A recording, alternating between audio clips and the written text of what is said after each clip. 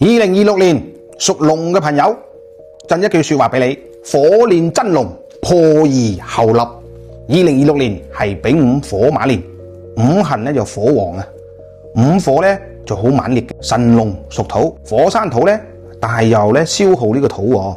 玄學有句說話講咧，火太盛，個土就會焦嘅，土得火咧就會榮。對於屬龍嘅人嚟講咧，呢一年咧係火練真金，破而後立嘅年份嚟。火旺咧會帶來氣勢機遇同埋變動嘅，有機會成就事業，但亦可能搞到咧個生活咧好唔平和嘅。屬龍嘅人咧，如果可以控火咧，即係控制住呢個火咧，即係話行動要穩啲唔好咁暴躁做嘢之前多諗幾下就可以咧化險為機會噶啦，力勢翻盤。喺事業上咧，上半年咧都好多變化嘅，壓力都好大嘅。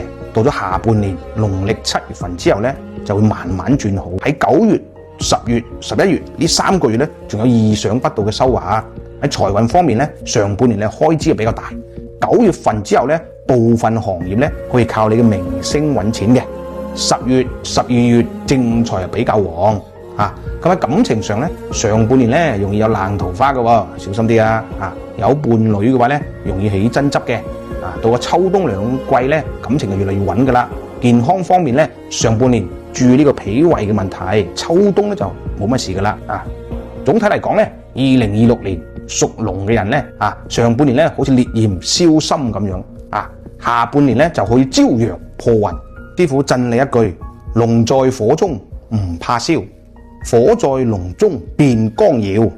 心定可以成金，忍得一時嘅烈焰，方能9天騰飛，福身無量。